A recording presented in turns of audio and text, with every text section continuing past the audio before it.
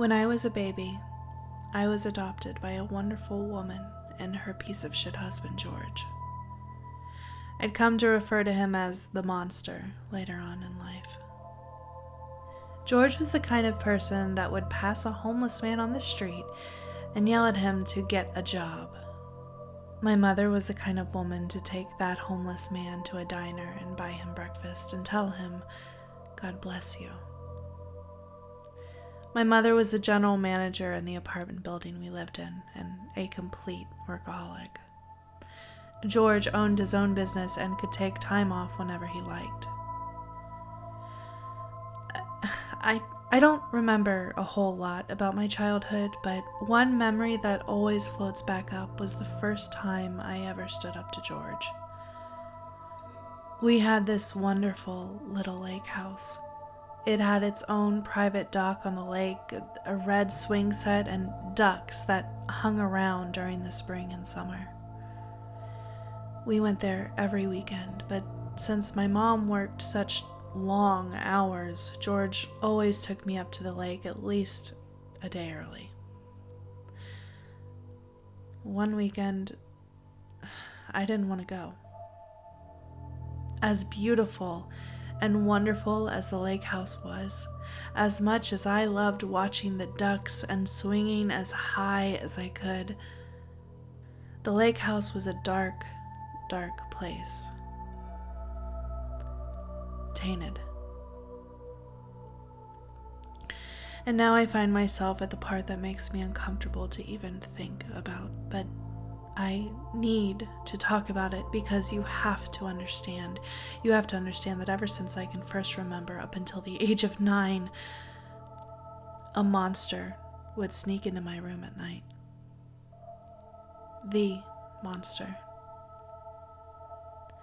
At the time, I was too young to understand why, but I knew enough to realize that I didn't want to be alone in that house with George. I didn't want to play games with him anymore. It scared me. He scared me. I remember saying to my mom, "No, Mommy, I don't want to go, please. Please don't make me go." George got angry. Not irritated because I was being a little brat and giving attitude, or frustrated with his child for being uncooperative. He was livid. He called me names and popped me in the jaw with the back of his hand. He took his anger out on my mother, and I felt guilt in watching him hurt her, so I cried and went with him. I just wanted him to stop hurting my mommy. Things like that happen more often than not. George would beat my mother and call her names. He would drink his scotch and smoke his cigars, spewing his bigoted hate. And when my mother was sleeping, I just wanted it to stop. I hope you understand what I am trying to tell you, because to be completely honest, going into the details about visits from the monster is not something that I ever want to do. When I was 9, George drank himself to death. I didn't react. I didn't feel anything. I shut down. They buried his body. I saw them lower that shiny black coffin into the gaping hole of the earth, his own personal doorway to hell. I watched my family and his friends wipe at their tears, felt them pat me on the back and drop hollow words of condolences. Everyone knew George was a drunk. They all knew he beat on my mom and was an asshole to me. But it's not in good taste to talk shit on the dead at their funeral. That, and no one ever knew about the monster. No one. Anyway, like I said, I watched them lower that shiny black coffin into its grave. I even saw George's dead body lying in the damn thing at the wake. George was buried that day, but the monster stayed.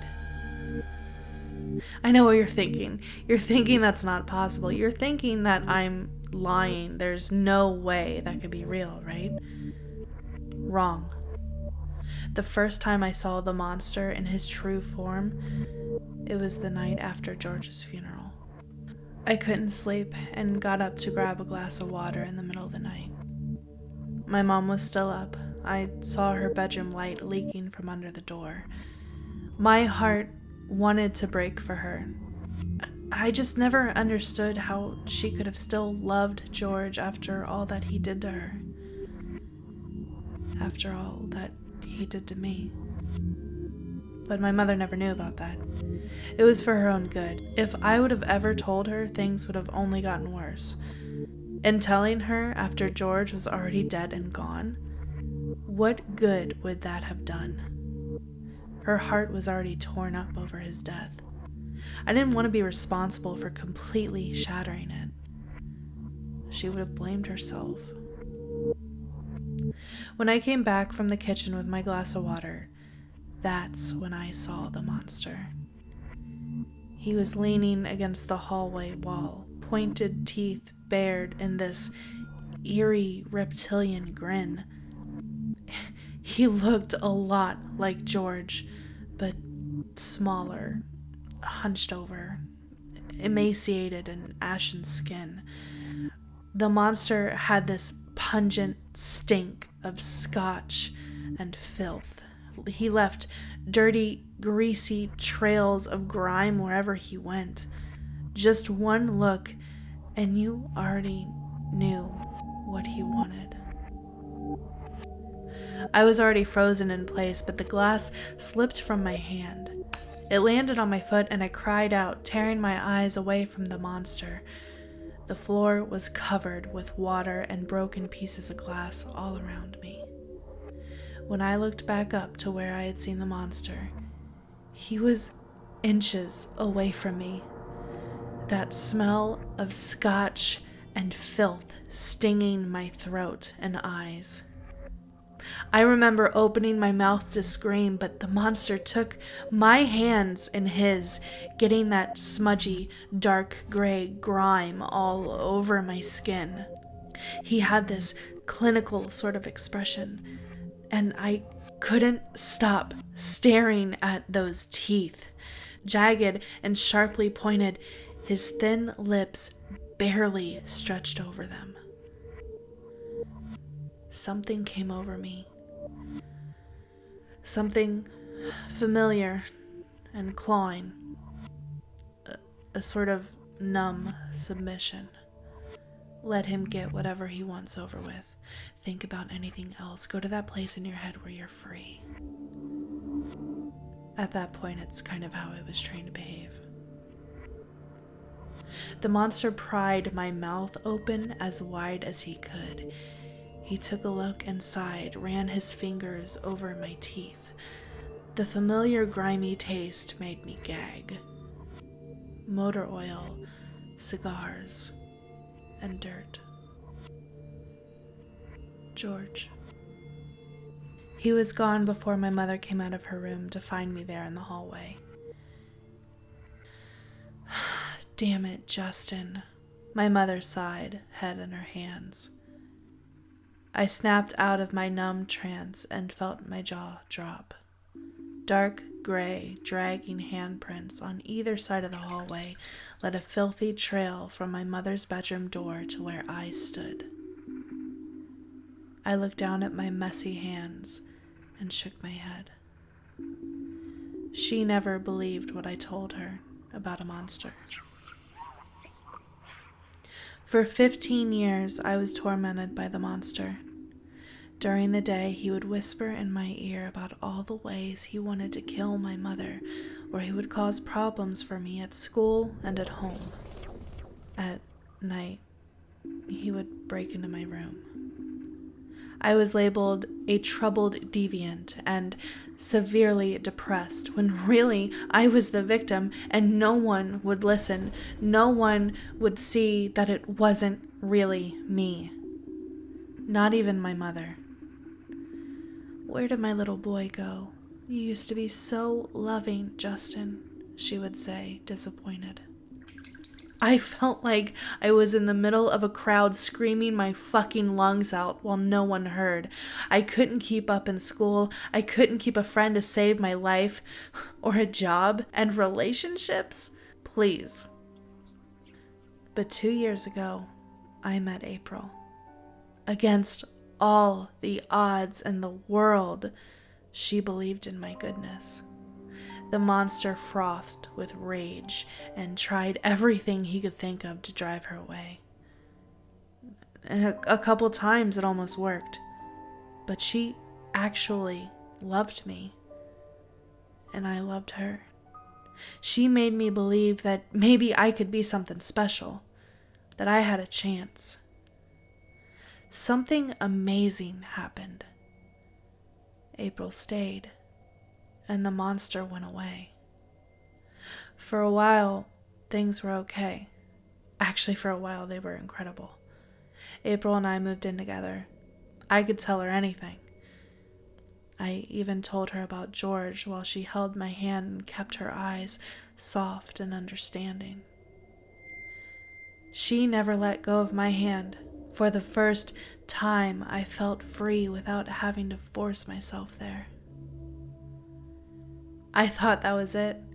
I thought she was my saving grace. April was my guardian angel. Everything about her was good and right. I thought she chased away the monster.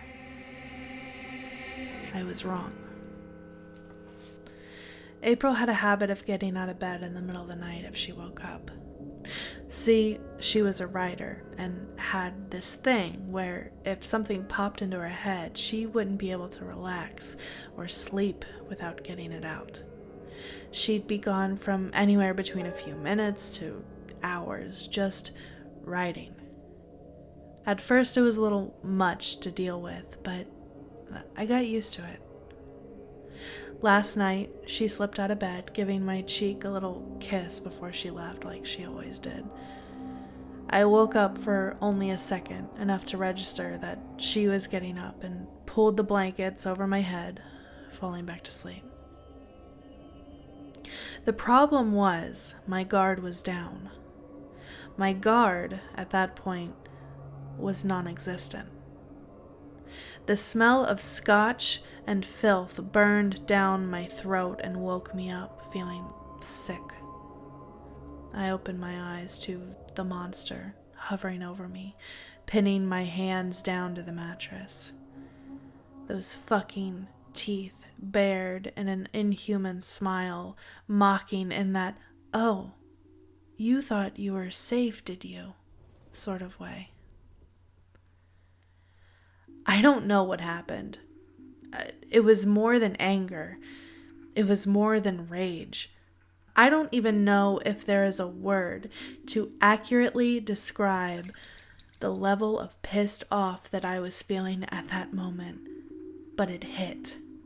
It hit hard. But I'd grown stronger, mentally and physically, because April had made it her mission in life to drill in my head that my life was worth fighting for. So I wrestled the monster off with ease and drug him by his greasy hair to the basement. I mean, if you could see the look on his face when I overpowered him, fucking priceless. I was conquering everything bad and everything evil in my life. I was in control. He was loud and screamed this awful, piercing scream, yelling terrible things about April at me. So I threw him onto my workbench and used duct tape to secure his dirty, veiny hands and feet to the bench. I didn't have any scotch, but I had beer in the little fridge next to my workbench, so I force-fed him 3 bottles. He gagged and sputtered. I asked him how that felt. Then I shoved a dirty rag into his mouth so I couldn't hear his cruel voice anymore. I should have walked away, but when I looked down and saw one of his hands, something inside me broke. Something snapped. Flashing memories filled my mind, memories of those hands. Dirty, shameful memories that I didn't want to think about. I wondered if there were any others out there who had been hurt by those hands. His hands and others' hands. At the time, it didn't matter. Those hands represented every single monster in the world. Next thing I knew, I grabbed a hold of his fingers, one by one, and twisted until I heard the bones snap. His hands were a bit slick with grease, and a couple times my grip slipped, but eventually, after a few tries, I heard that crack of the thumb bone paired with his muffled scream. I smiled and broke the fingers on his other hand as well. I tried to force feed him more beer, but he kept his pointed teeth in the way, clenching his jaw hard and taunting me when he could. I felt this frenzy take over when he boasted about how April would be so sweet and soft. And I knew what I had to do. I grabbed my toolbox and climbed up on the table, straddling his waist. I pried his mouth open like he did mine when I was 9, and shoved a wedge of wood between his back left molars to keep his mouth open. His jaw was open so wide that there was no way he'd be able to wiggle that piece of wood out. It's like I wasn't even me anymore. I kept having flashbacks of those nights before April. I kept seeing him over me, stinking of scotch and sweat and filth. Then I imagined him like that with my girlfriend, ignoring her screams, her pretty face twisted in agony. Before I knew it, a pair of pliers was in my trembling hand. The monster's eyes were impossibly wide, and he kept shaking his head back and forth. I used to do that. I used to shake my head back and forth. I poured more beer over his face, watching the liquid spill over his open mouth and cheeks. He gagged and gasped, twitching under me frantically, eyes rolling, so I grabbed his chin and forced him to look at me, saying something I'd been told by the monster more times than I'd care to admit.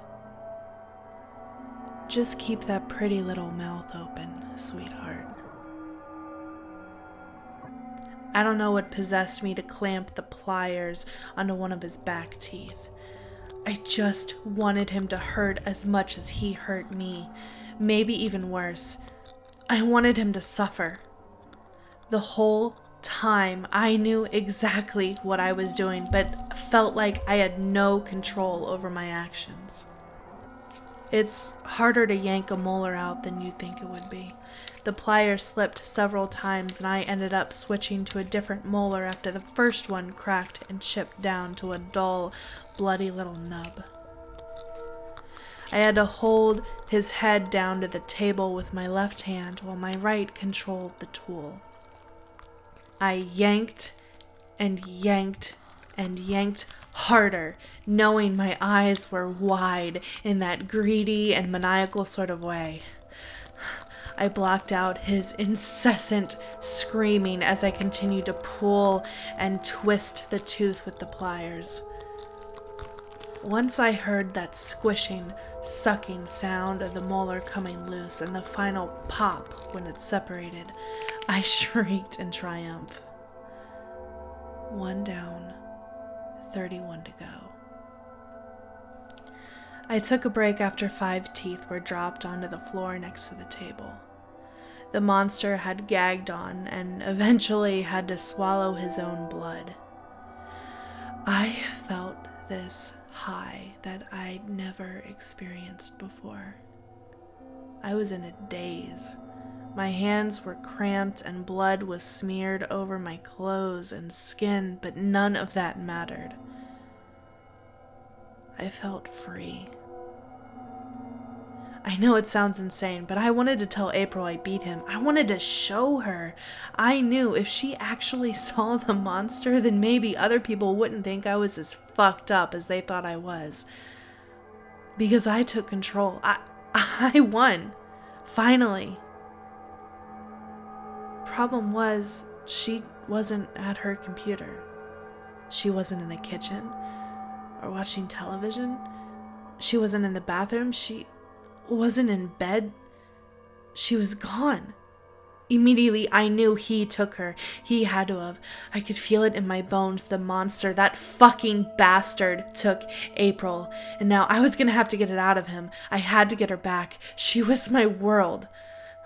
When I ran down to the basement, everything slowed down. Everything stopped. Lines blurred. My heart dropped to my knees, I swear. I heard her screaming and sobbing before I reached the bottom step, but when I saw her duct taped to my workbench, I felt sick. She caught sight of me out of the corner of her eye and cried louder, trying to pull her broken hands out of the tape's hold. Her voice was hoarse as she tried to beg me to spare her life around the wedge of wood between her teeth. It didn't make sense at first, but I slowly made my way towards her. She flinched away from my hand. All I could do was cover my mouth when I saw that 5 of her teeth were missing. Her hands were almost purple and swollen from being broken. I looked down at my hands, then over to her scared, bloody, and tear-streaked face, and fell to my knees. He tricked me. The monster. He tricked me. Please tell my mother I'm sorry. Tell April's family she loved them. And tell them what happened here, because I've been silent for too long. Tell them the monster killed her, and then himself.